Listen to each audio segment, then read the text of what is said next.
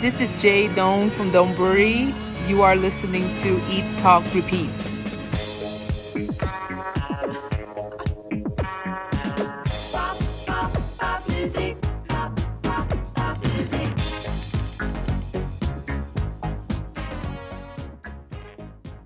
It never gets old. I know, there he is. Except last show, you asked what it's called if you don't have any rhythm. And You told me later. What was it? yeah, it's a beat deafness. You're beat deaf. Yeah, okay. Yeah, so And that's what you so are. my feet are beat deaf. You're just feet deaf. Yeah, my body. Well, Okay. we're You Talk Repeat. Welcome back. It's another week, another show, another episode. Another very special episode It of is. Eat Talk Repeat. It is. And I'm Ash Watkins, the Hamburguesa Principesa of Las Vegas. And you are taking a drink right in the middle. Like, we've been sitting here for 20 minutes, guys. At your and service. he waits. Incredible. I'm John Curtis, your contumacious connoisseur of all things consumable. Oh, I like that one. I feel like that's new. That's a newer one. It's There a you go. new one. And together we make up this show, Eat Talk Repeat. You can find us at Eat Talk Repeat on all platforms. Be sure to like, follow, and subscribe. And you can follow me at Ash the Attorney on all platforms. John, you've got a shit show of handles. It's not that hard. Okay, wait, Okay. let me see if I can guess. At John Curtis on Instagram, Boom. CURTAS. At Eating LV, on X Twitter. and And then then eatinglv.com is my website, which needs updating. It still has a Chinatown, but I'm keeping it up there for months now because I'm tired of, not tired, but I mean, people are always, where should I go in Chinatown? And what should I eat there? It's up there, eatinglv.com. You're coming to Vegas or live in Vegas, you want to eat in Chinatown, just go there. I have recommendations galore in all Asian food categories. And it's still quite comprehensive of all what would we decide. There's 240 restaurants something like that. in along Spring Mountain Road in Las Vegas. So eatinglv.com if you want to read up on Chinatown. I'm working on a Honolulu article. The next thing I'm going to put up there about how much I was impressed by Honolulu. I call it Honolulu Hullabaloo.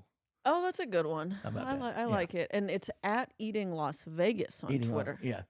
Eating Las Vegas. Yeah. So I should have had just one handle, but you remember I've been doing this predating all the handles and the hashtags and all that crap. So that's that. So let's get right into it today. What's our special? We're doing a very special episode today. So talk about it, Ash. Tell our good listeners, all 14 of them, what we're going to be doing. So we have no restaurant rundown, and we've got no food news. So None. why Zero. are you listening? Yeah, I today? mean, why are you even here? Yeah, don't. Because you love us. You love us, but don't click out just yet, or Yes. don't change the channel, because we are going to answer the frequently asked questions. FAQ. Yep. The FAQ. This is our FAQ episode. It really is. We get a lot of DMs of one-off questions, or people ask us in public. I know you get a lot of emails separately with these questions and have just been peppered over the years, and we don't always get to them on the show.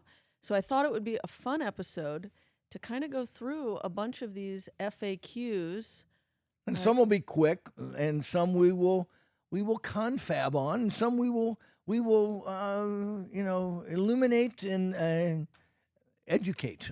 We hope. And eradicate any doubts you might have. But yes, we're going to be talking about things we get asked all the time. Some of you who have followed me for a while, I apologize if it might be the 93rd time you've heard me give a speech on some of these things, but a lot of you might be hearing it for the first time. And some of it is just good information to have. It is. Such as our first one, which is one... The first one, we're pulling no punches here. We're gonna dive right in. What is the most overrated restaurant in Las Vegas right now? It took me about a half a second to come up with this, and then Ash did as well, because what we're about to tell you, what did I say before? That's both, she guessed what I was thinking, and she's objectively correct. I am. Because the most overrated restaurant in Las Vegas right now is, drumroll, Carbone. There you go. No doubt. And that includes the new one, Carbone Oh yeah, Riviera. they're both completely overblown, overrated Italian restaurants and overpriced. All the overs. And if you're foolish enough to go, oh, we gotta go there, then you get what you deserve. Much better Italian food. But if you want to be stuck with that check, have at it. Okay. And true fans will know that the reason I guessed Carbone was to spare my friends at the Golden Steer, because I was anticipating. No. The Golden Steer, as much as I kind of criticize it here, it knows what it is, okay, and it does what it hits its marks very well. And I think sometimes the fact that it's such a tough table is a little bit odd to me, but I don't consider it overrated because I think people know it for what it is and they do a good job. So I agree with you on most overrated. I'm going to throw out one on the other end of the strip. I'm going to go with Barry's Steakhouse. Yeah, I'll give you that one. It's always in the running of like popular spots to go, and I just Yeah, and I'm telling you, the thing about Barry's is I consider it's just not it's kind of the food is okay. It's decent steakhouse fare, very expensive, of course, as are most steakhouses. But it's also I just don't like that subterranean. I just feel it's a charmless space down there. And when it's really packed with a lot of bros and you know who you are, I just find it not a fun time. Although the food can be good, I'm not going to criticize it. They've got Del Taco French fries. They've got the crinkle cut fries. Okay. All right, let's move on. We've got a lot of territory to cover. What's one off-strip spot that tourists never know about but absolutely should? Off-strip spot that tourists never know about but absolutely should. I will go first with Manzu. Good one. That's a really, really good one. Manzu is an incredible restaurant. They've got live music on a lot of the nights. A really thoughtful Italian wine list. The food is just really elevated Italian, not traditional red saucy. They don't give you a lasagna. They do a crispel. Yeah, exactly. It's just and the food is fantastic. The owner Gio is there all the time. I mean, it's popular and it gets a good crowd, but it's one of those places when people go, well, I want to go to Carbone. You should go to Manzu and have much better food at a much better price point. And I also say Manzu because a lot of tourists know about Ferraro's, but they don't know Manzu. Yeah. So there you go. Ferraro's is solid too. We love. I'm just going to leave it with that one, Manzu. I mean, I could list a lot of Asian places. I think Casa de Raku is fantastic. The little Spanish place. Yes, the tapas. It is just so good. Locals don't even know. Locals don't even know about it. And you just walk in and you feel like you're in a little corner in a little alleyway in Madrid, and you just walked in and there's the bar and the chef and the guys pouring the wine for you. He's making the tapas right in front of you, and it's just a gorgeous little place, and more people should know about it. I don't go there. My biggest pet peeve about Casa de Raku, it opens at 6 o'clock at night. And I guess my old guy card is, generally sometimes we want to be eating at 5:36 and not wait till 6. And I think they do a late night crowd. But any Casa de Raku, Spanish food and wine, great tapas. You should know about it, tourists. All right. What's your current order of the week? Like that's an interesting. I don't know what they mean by that. What do you? So on our newsletter we do an order of the week, like a great order, a great dish that you just think it's dialed. You mean anywhere? Anywhere. So I'll go 1228 Main, the chinois salad. Oh, I see what you're saying. I'm going to say that is my order of this week. If at any given moment I would tell someone, go to 1228 Main and just order that chinois salad. Okay. Mine's going to be a salad too. I mean, a place that I again, kind of been around a long time. People forget how good this is. The Caesar salad at Delmonico. Oh. It slaps. No cap. That would be a good one. And it is wooden bowl, not plastic, yes, like I you know where. I know. They do it right, and I mean, people go, "Where do you get a good Caesar salad?" I don't hesitate for a nanosecond. It's the Caesar salad at Delmonico. That would be a great lunch. Go with one other person, get the burger and a Caesar salad, and just done. Ugh. Yeah. All right. What restaurant would you bring back from the dead if you could? Oh my gosh. Vegas Twist by Pierre Gagne. I love that view. The food is really elevated. I would go there. I don't know if I can top that one. I would, but I think Could I you would. bring back Le Cirque of the original Le Cirque? Like The original Le Cirque or Carne Vino, Okay. the Vitali's Carne Vino in its prime, which I'm going to say around the 2010s, it was spectacular. But the original Le Cirque, the one that was just banging for like the first 15 years up until around 2015, was just a wonderful place. Yes. Okay. What's Honorable mention, I'll give you an old guy, Palace Court in Caesar's Palace, which was Oh, Le Cirque I've before never even Le Cirque. heard of this. Well, of course you didn't, because you were born in like 2010. Okay, You know, Palace Court was the fancy French restaurant sitting by the pool area. It was just this. It had a dome on it. It was kind of circular. I don't think it sat more than 50 people, and it was a really fine French restaurant. In Caesar's Palace, when Caesar's again was at the high, not the Caesars we know today. We're talking the Caesars of the 80s and 90s, and it was the best French restaurant in town for about most of the 90s, and it was great. And it was open back then. I mean, it was open for lunch. You could go there on a Wednesday and have just a beautiful roast chicken or roast chicken with black truffles under the skin. Ooh. I mean, things like this, unheard of these days. Anyway, okay, let's keep going. What's a Las Vegas food hill you're willing to die on? Easy. If you're waiting in line for a smash burger, you don't value your time enough. The people that just will wait in line for a smash burger or even ice cream. If you're waiting in line for food. Well, my food hill to die on is if you're the kind of person that goes to Poppy Steak, you deserve you deserve to have a sparkler stuck up your ass. How's that? That's a good one. Okay. All right. Oh, the visual. Okay. Okay, you only have 24 hours in Las Vegas. Where are you eating breakfast, lunch, dinner, and late night? Ooh, breakfast at Winnie Ethel's. Okay.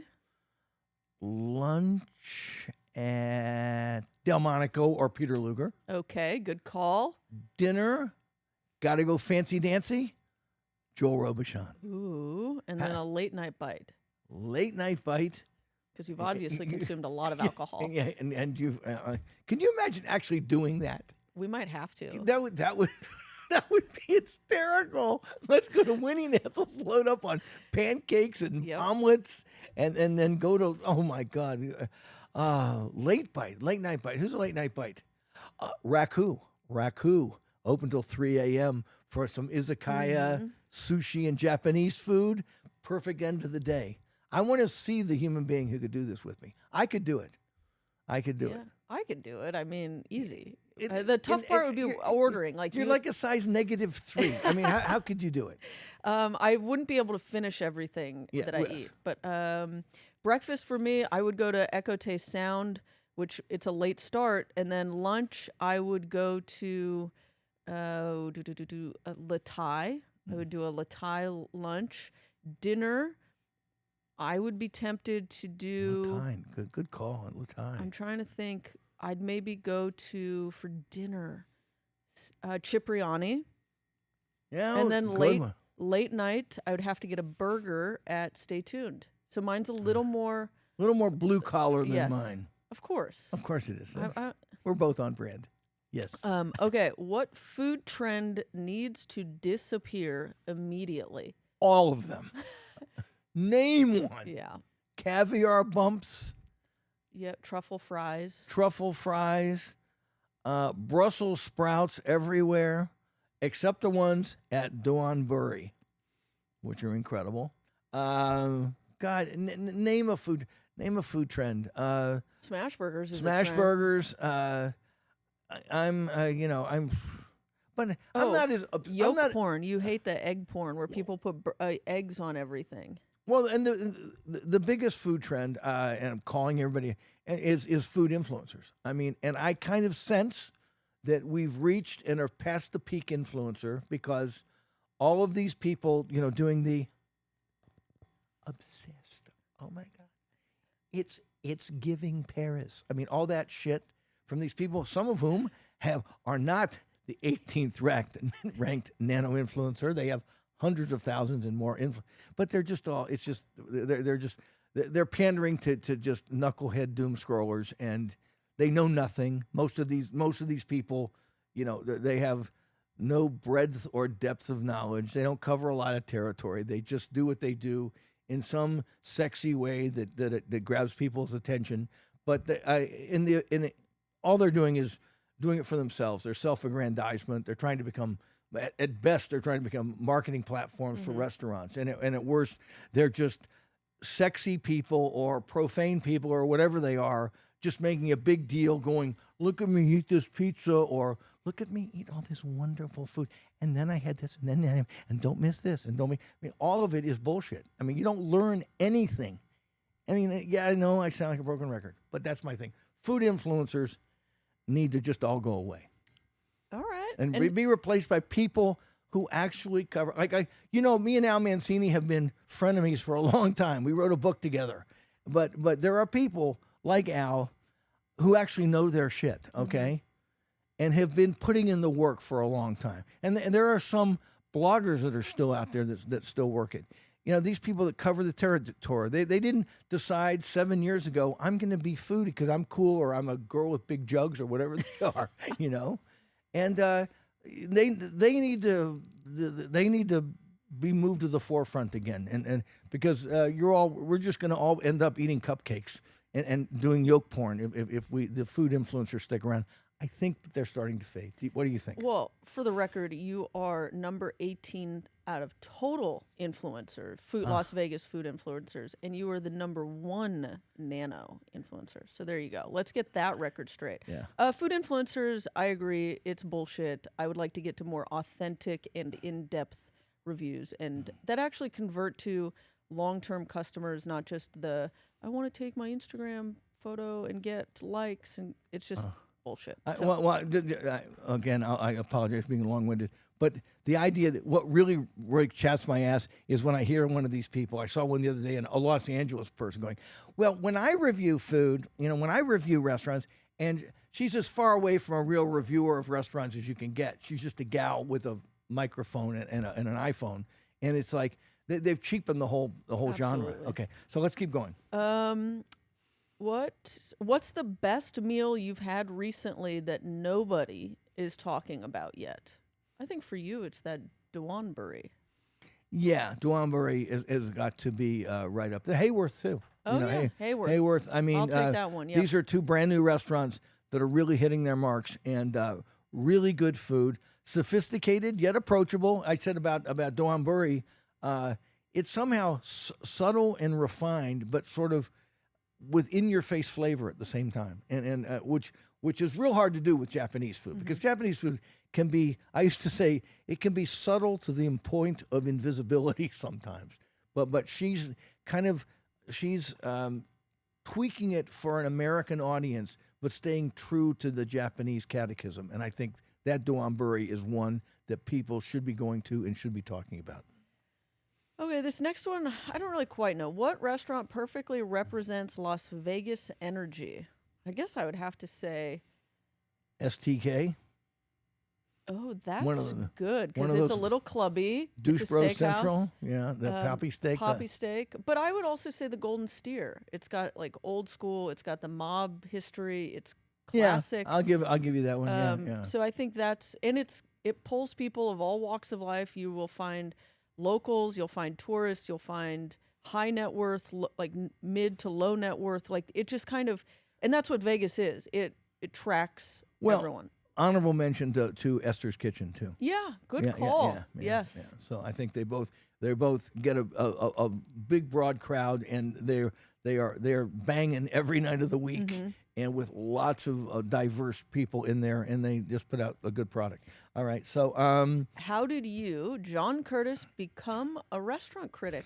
I should post. I have a video of me. Yeah. That I gave. I gave a speech to. This is a few years ago now. To a big crowd out in the West Side. It was some country club. They brought me out there to talk about restaurants. And they asked me this, and the food gal actually recorded me giving and I've edited it down to 60 minutes, 60 seconds of my history. Very quickly, I started in the late 90s, in the early 90s, when there was very little people talking about restaurants in this town. No one really talking about them with any sense of, let's say, rigorous standards. Let's leave it at that.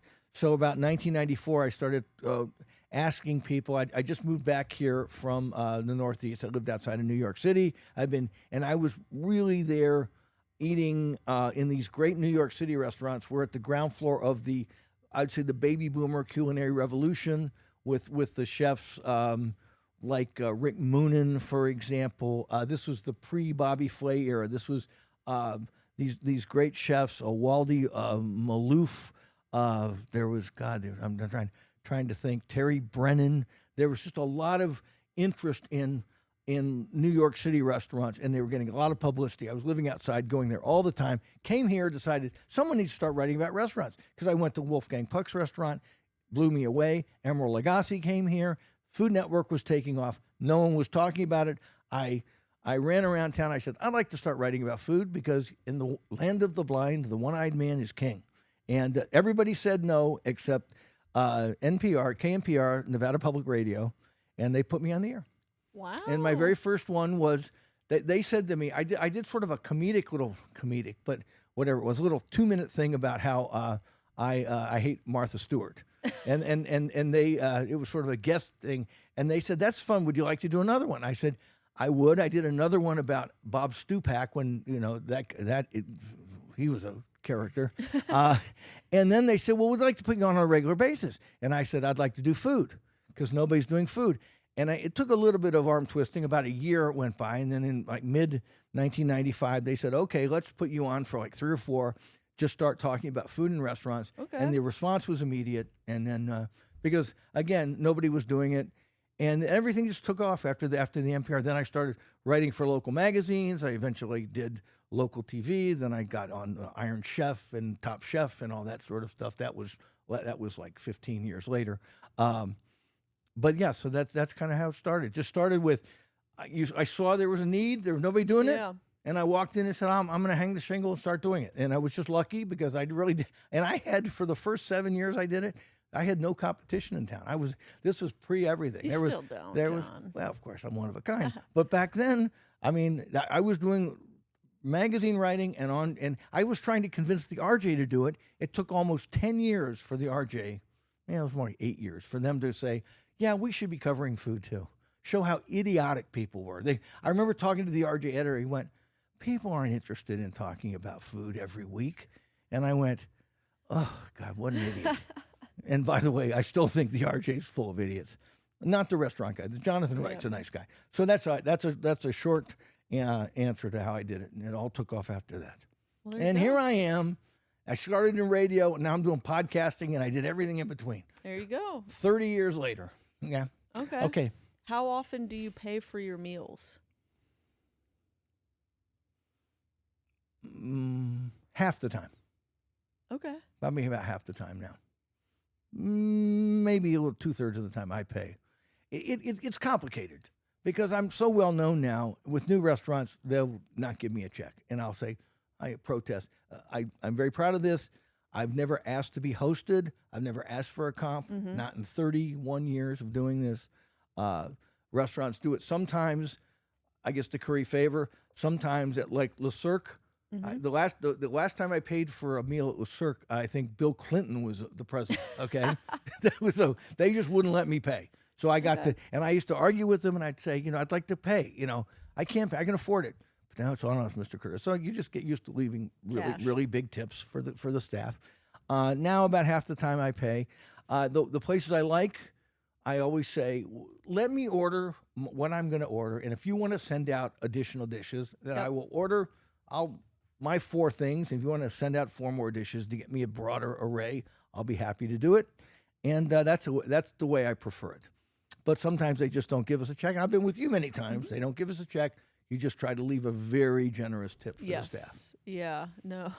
Yeah. And also, I think I don't obviously have this problem like you do, but I would be maybe a little annoyed. I want to go to dinner, and then the restaurant commandeers it, and you want to order things, and then they go, no, like, we're going to do this. And then you end up leaving the dinner and you've tipped generously, but you didn't get all the dishes you wanted. The dishes Right. that came were great and they were lovely, but What you you were came there. for got swept on. It almost got lost in the blizzard. Yeah, right? exactly. Yeah. So, Yeah, it's very flattering, and I like to think now after all these years of doing it. I mean, and believe me, if you talk to the Gino Ferraros and the James Trees and even the Geos and that, they know. And Nicole Brisson, if I don't like it, I say so. You know, giving me a free meal or a free dish doesn't mean I'm gonna like it.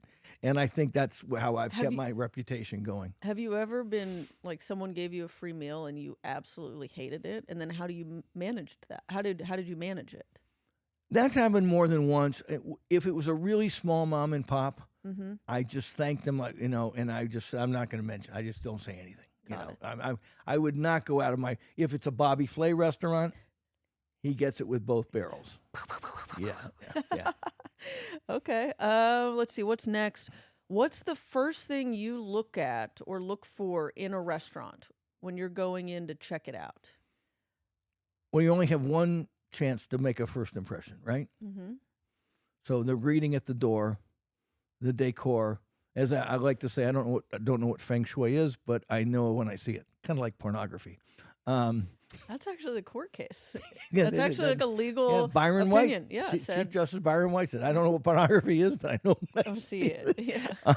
But there's a lot of things. Like you just scan the room, and you either get a good feeling or you don't. To go back to Dornbury, and even Hayworth the other night. We were in Hayworth, or even a place as small as Casa de Raku or as big as Joel Robuchon. Or Ski Savoie or Delmonico. You walk up to the desk and you just get a good feeling. Yeah. You just feel like there are the right people are in charge, and they're there to make sure you have a good time and you're going to have a good time. And this is before you've even seen the menu or sat down. You either get that feeling or you don't. You get that at Raku. You get it at China Mama. You get it at all kinds of restaurants. And then sometimes you get it in restaurants and go, you walk in and go, I look at the food gal and go, why are we here? And sometimes she'll just go, let's leave. Let's go. Yeah. I know you're not going to like this place. Because it's already the first impression was so bad that that's not going to be redeemable. Hearthstone at Red Rock. Yeah. Last month, I walk in, I'm watching I'm looking at the packed restaurant, very attractive hostesses. Most of the time they are. And they're being nice. They're not being rude. But I'm just looking around, looking at the plates, looking at the scurrying, and there's just a feeling I get that this place does not fire on all cylinders, or this is just a casino grind joint. And I was right from the beginning. And the food started coming out, and it was just underwhelming, to say the least. So that's what I look for. Yeah. What's an immediate turnoff for you? I know for me, it's cleanliness. Like if you walk in and you can like smell the bleach, or you can go into the bathroom and the bathroom's dirty. Like I just start to, or if there's like a mop bucket out and I can see it. Like there are just certain things I don't want to see when I'm going into a restaurant. And have you ever walked in a restaurant and smelled sewage? It's happened to me more than once. It happens here in the Arts District because the pipes are just brutal. And you can't even blame the restaurants. I know. It's not their fault at all, but you go, oh my God. Oh my God. And I'm supposed to sit down and enjoy putting fresh food into my mouth with this going on. Oh, and then another one is the hostess stand to get to the hostess stand, like where they make you wait. And that's a new thing. When did that start? I don't know, but it that grinds my gears. That's been a pet peeve of the week, I think. Oh my God. Yes, it has. Yeah. It's like every time I encounter it, I'm like, I need to reiterate how frustrating this is. When you get to a hostess stand, they make you wait to get to another hostess stand, and the restaurant is empty. But okay. One other turnoff. When they sit you down and kind of forget about you right away. I mean, that's a service thing, and it's such a precise thing, but you can be too fast. Would you like something to drink, miss? You know what I mean? And you can be too slow. Yeah. And the timing's got to be right. Where are you on waiting for the whole party to be seated? Well, being myself, if I'm happens to it you. never happens to me. But it has. But In Vegas, I kind of understand it because Vegas is full of drunks and flakes and party goers, and you make a reservation for 6, and 2 people show up, and the restaurant is very crowded, and they're like, if I sit these 2 people down, and the people wander in one at a time over the next 20 minutes, it's going to completely screw up the service staff and the kitchen. So I kind of get it. You know what I mean? So it doesn't bother me as much as it bothers especially me in Las Vegas. when it's like 3 people are there and we're waiting for a 4th. I'm Yeah, like, you're that's going to have different. to give me a 4 top anyways. Like, Yeah. let's go. Yeah. Okay, next is, how often do you eat out in restaurants? Well, I think your tally so far, you're like at 150 almost. Well, I'm at 144 right now. And what are we in early June? So almost about once a day. Okay. Back in the day, I chart my restaurant life now in later in my life. It's kind of like BC and AD, the religious before and after Christ. It's like pre-COVID and after COVID. Yeah. Pre-COVID, it was almost 2 a day average. So I would be over 400 a year, easy. Sometimes 500 a year. Now I'm guessing this year it'll probably be 350. So that'll be 1 a day is what I average. Yeah. Let's see. What's your favorite food? Like favorite style? Let's go favorite style of food, like Mexican. Haute French bistro food. Or they call it haute bourgeois food. Okay. It's sort of the kind of stuff you see they call them the bistronomy or the gastro bistros of Paris. It's sort of the classic roast chicken, the frites, the steak frites, but they'll do sweetbreads and they'll do lamb brains with scrambled eggs. I mean, and they chefify the classic tenets of classic bourgeois French cooking. That's my favorite. All right. I don't know what my favorite is. Hey, burgers. Here's the hamburguesa principessa. Yeah, but I like spice. I like heat. So I think Thai food. I would say Thai food. I would say Thai or Mexican food because I need like the spiky flavors to get me through. Least favorite food. But just one comment on that is when I go to France, and as I do a lot in Italy, when I come back to Vegas, the 2 cuisines I go to are Mexican and Thai. I just want that electric shock of spicy cooking after. And I love that kind of the rolling waves of food, wine compatibility you get in France and Italy, but you miss that, that intensity that you get from those cuisines. Yeah. All right, so go ahead. What's your favorite food? Okay, what's your least favorite food? Well, I'm just going to go out and say bananas can go to hell and die. Just a banana in any shape or form. I'm going to just... Bananas are great. No, bananas, no. Oh, but my God. Type of food, I would say hot pot. Yeah. That's pretty brutal. I don't like hot pots. I had my buddy, the gone but not forgotten Stephen Shaw, who wrote a lot of books about Chinese cooking. He came to Vegas several times in the early 2000s, and he was a Jewish expert on Chinese food, and really was an interesting guy. Passed away at 45. Oof. Very sad. But he used to joke about how he couldn't stand hot pots because everything tastes the same. And he goes, Asians are just nuts about these one-dish meals where you've got shrimp and vegetables and broth. And then he says, you close your eyes, is it chicken? Is it beef? Is it a mushroom? Is it a bamboo shoot? It's just the same thing. It's all the same thing, I agree with you. Yeah. Okay, next up is, how do you avoid being incredibly fat? I have the metabolism of a hummingbird. Ah. Yes, I do. Yeah. And I don't know. I mean, I'm a stocky Greek guy and kind of a sturdy little Greek fella, built like my father and his and the Dalakis side of his family. Shout out to all my Dalakis cousins. But yeah, we're short and kind of barrel chested, and everything thing seems to move rather quickly. Well, there you go. So, well, you also walk a lot, and that's my trick. I try to get 10,000 steps in every day, no matter what. And it's funny because I'll come back from dinners late at 10 o'clock, and if I'm in Newport Beach, I'll be doing 10 o'clock laps around Balboa Island to get my steps in, or here I'm on a treadmill. But yeah, I try to get at least 10,000 steps in a day. Yesterday, 7.8 miles I walked in Yeah, Las see? Vegas. There Yeah. you go. And when people, I make a joke a lot when we go to Europe, which we go a lot. I mean, we'll put in a 5 mile a day is a normal day, and some days well over 10 miles in a day. Yeah. And it's that's I usually come back from Europe with I mean, I'm not svelte, but let's just You've say lost weight. I've maybe dropped a pound or two when I come back from Europe, and I'm eating and drinking a lot. Yeah. Okay, what's one piece of advice you would give to chefs and or restaurants? One piece. One. Yeah, you're limited to Oh, one. God, Okay, we'll no, do no. chefs. Chefs, I would say less is more. Yeah. And Shorter menus. restaurants is, I would say, focus on hiring. People who give a shit. There you go. That. Mm-hmm. That. Hire people who give a shit. Yeah. And chefs addition by subtraction. Yep.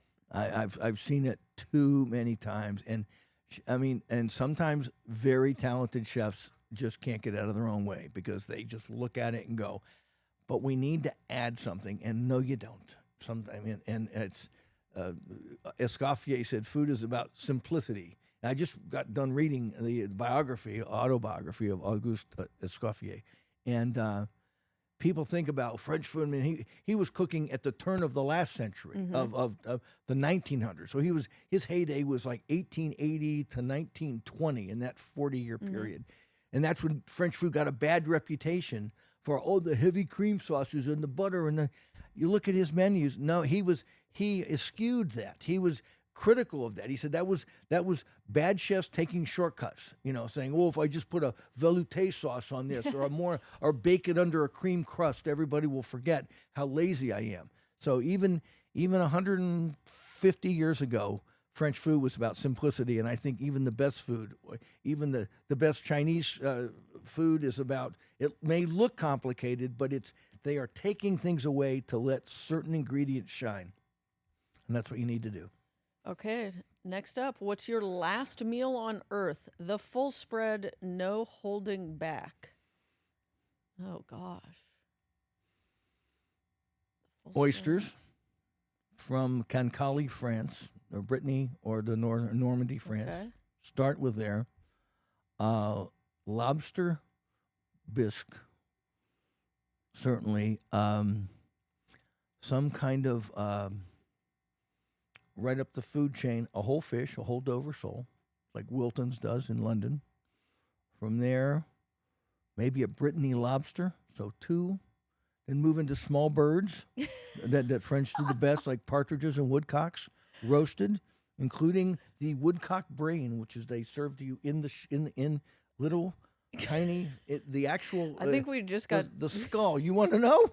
So the skull, you put the brain in, and you doing cook, that.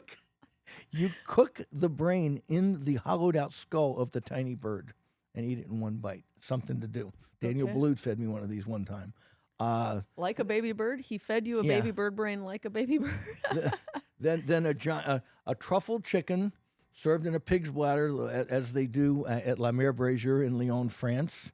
So now we're at the chickens. Then we're going to get into, I would say, beef, a roast, a côte de boeuf. Okay. Côte de boeuf, a haunch of ribeye, big thick ribeye with béarnaise sauce.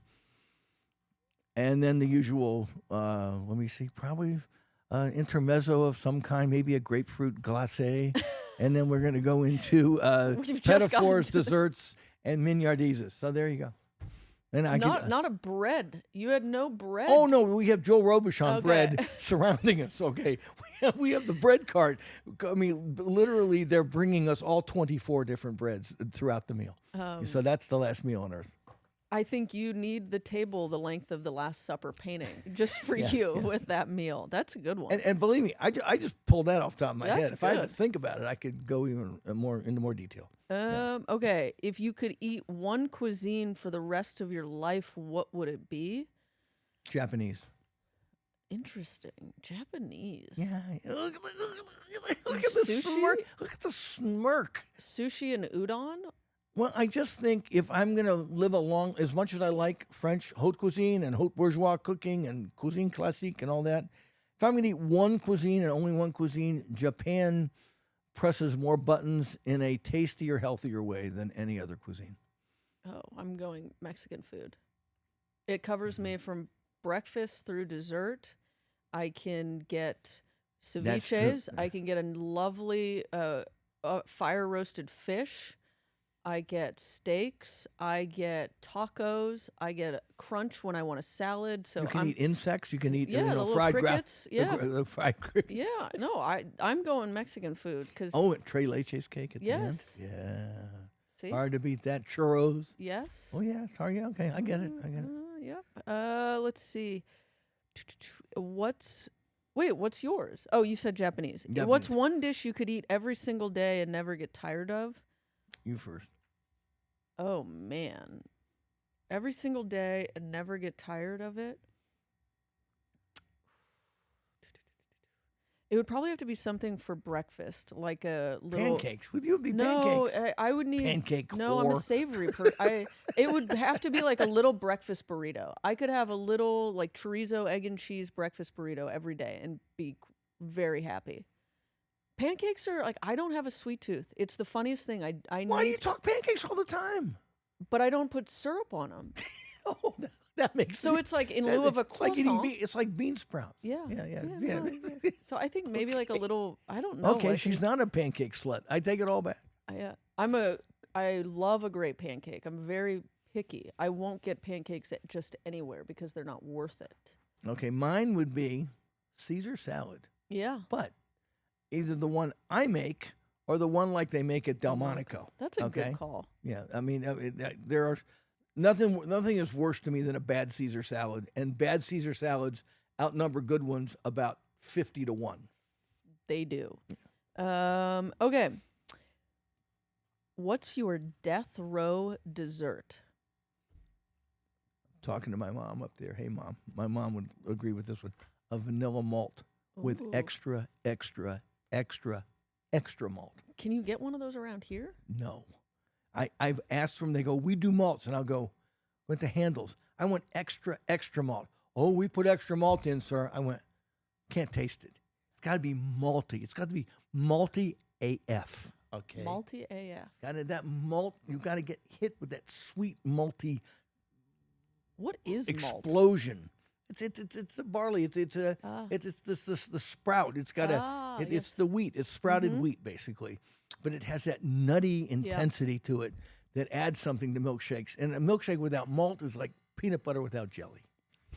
Okay, so my death row dessert actually is fun. It's what I kind of grew up on as a kid. I would do a fluffer nutter sandwich. So it's the like white bread with peanut butter fluff and or peanut butter and marshmallow fluff, and I would fold it, and it would be like I'd have to categorize it as a dessert. It fits nowhere else in anyone's diet. You know, you're the ultimate white girl, and you just named the ultimate white girl food.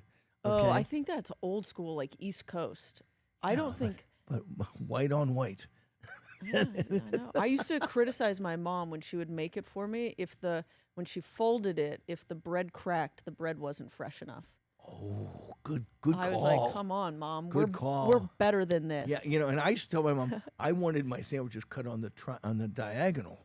Oh Because yeah. only peasants have them cut straight across, Yeah, right? I'm with you. Yeah. And sometimes they can get her Because to it also, if you cut it on the diagonal, then you know your attack method. You go exactly corner. you go It- corner to corner, Yeah, rather and you deface the sandwich when you just eat it solid like that. And you just, I don't know, you just look like a working guy with a lunch bucket. Shout out to those guys, by the way. Yeah. But you know, little dainty effete guy like me, you know, I need the corner to bite on. And then a real dessert, I would do a great cheesecake, graham cracker crust. Yeah, you It's said so, before. yeah, you said you that's could eat it 3 times a day. a breakfast, lunch, Crazy. dinner, all love My it. my oldest son Anthony, boy, I used to make him a cinnamon cheesecake with a Ooh. thick graham cracker crust, basically just a vanilla cheesecake that I would just add a buttload of cinnamon, Yeah. a tablespoon with I've sugar, never done this. and it kind of it becomes kind of tan almost in it. And he this was back when he was a teenager. He would eat like the whole thing. Yeah. I mean, I would go the next day. I had one slice and it would be all gone. Yep. He'd just been eating That's on me. it constantly. I Yeah. would get cheesecake for my birthdays in lieu of cake. I didn't want a birthday cake, so I got a birthday cheesecake. You know the worst thing at Cheesecake Factory? The cheesecake. I don't Terrible think I've cheesecake. ever had it. Yeah, cheese. Yeah, you're not missing anything. Yeah. Okay. All right. A couple more. We're almost done. Hey. What's a basic food you secretly love way more than fancy versions? Damn. Oh, a cheeseburger. I think that was our gripe when we did the cheeseburger challenge, was when places tried to get too cute with it. Along those same lines, I'd say pizza.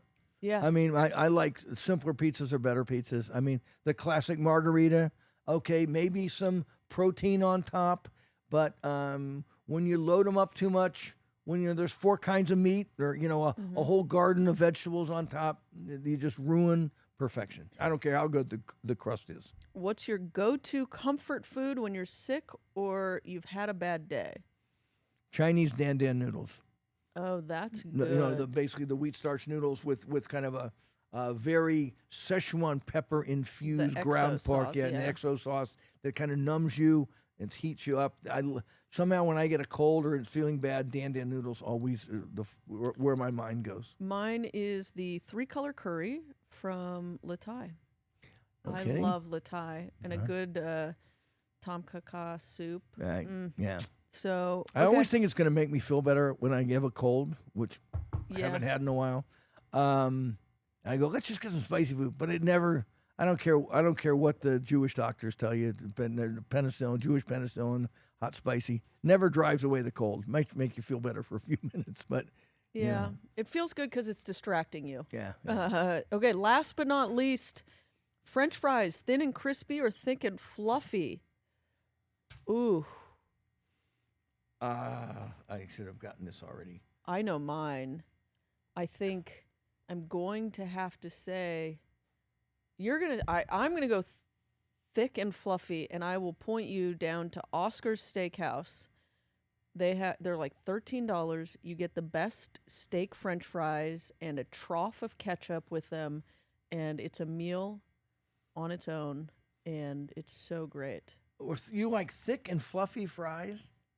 I think No, you are so wrong. I mean, you're wrong usually about things, but I mean, you're really wrong about this one. Okay. you're gonna show me the picture of the pile of. Yeah. You see, that just doesn't do it for me. These are the best French fries I've ever had. I think they're cooked in duck fat. They're at L'Ami Actually, Louis those would be good. in maybe goose fat, but I think it's duck fat. They're L'Ami Louis in Paris, France. Very kind of looks like a down and out bistro, but it's a tough ticket. Very tough to get a reservation there, and they're thin, but they're not shoestringy. They're not totally shoestringy. Yeah. So there's a little bit of potato fluff in there, but they're just salted the right way. And a big thick potato is too much like a potato, and I just think there's something this crude about it to me. There's nothing delicate. It's just like you're eating a big slab, a big knuckle of potato. I want French fries to be like that basket. That there's something, that airiness to them, which makes you just eat them more rather than just eating a big chunk of potato. I'm right about that. I'm right about this. No, I would. Here's where I actually think we would maybe agree. The worst are the middle of the road. They're like waffle cut fries. Yeah, Screw waffle cut fries. F you, waffle cut. Yeah, who do you think you are? I think a great steak fry belongs in its own right in my love and my heart. I love a good thin and crispy, like that has a good light flavor to it. But for me, rather than those like middle of the road chunky fry, I would love a great chip. And Hayworth, they had homemade chips with the burger. Oh yes, and they were so good. My and God, they were giant and thin, gorgeous. And I forgot about those. Yes, these things were like the best homemade potato chips you've ever had. I would prefer a chip over most French fries. Okay, I just thought of one. Let's end on one more Okay. thing. Just give me a food that evokes from your past, just a comfort food that you just makes you feel warm and fuzzy and like a 10-year-old kid all over again. Ham and green beans. Ham and green beans. Yeah. My grandparents had a little garden and they grew green beans, and I would go pick them all summer long when I was there. and then my grandfather would get a ham and he would smoke it himself, and so and it was like You my were eating favorite. house smoked hams. Wow. Yeah, I think my mom just had the smokehouse torn down, and it was. I'm going to take back every bad thing I've ever said about you. Yeah, so I You love. got, that's pretty cool. So I love ham and green beans, and I had my mom make it for me recently, and I kind of was just doing it to test it and see if I really liked it as much as I thought I did as a kid. And when I bit into it, I just was so happy. It really just warmed my heart. So that's my childhood meal. My childhood meal, this is going to come as I don't think I've ever mentioned this to anybody. I would say, but it wasn't childhood, but a Kentucky country ham. Ooh. Can be one of those really old, they're mahogany colored, they're very salty, gorgeous. But I developed a taste for that in my 20s. Okay. The childhood meal that I go back to over and over again is the original smash burger, the Steak and Shake smash burger from the early 1960s, which before anybody heard of all this stuff, Steak and Shake, which started in Indiana of all places, I think, or Illinois, I look it up, was the original one of the when McDonald's started getting big. Steak and Shake started. They were all over the Southeast. Then they were in the Midwest and Southeast, and they had counter service.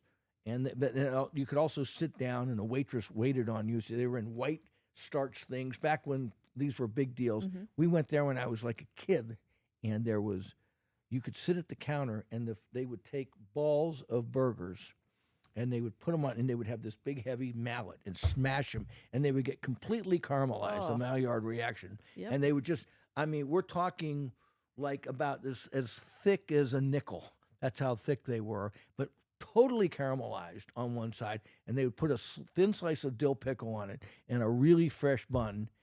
And to this day, I've never had, and believe me, I've gone back. They sold out Steak and Shake. There's whole websites devoted to how corporate America ruined Steak and Shake. Okay, the heyday was the late 50s through the 1960s, early 70s, and then of course it got bought and sold, and private equity and corporate America gets into it. Now it's a shadow of itself. But their early smash burgers were something I will never forget. Wow. Oh, and look at that. We just ended our show on smash burgers. All right. Good night, Canada. Fun one. Bon appetit, mes amis.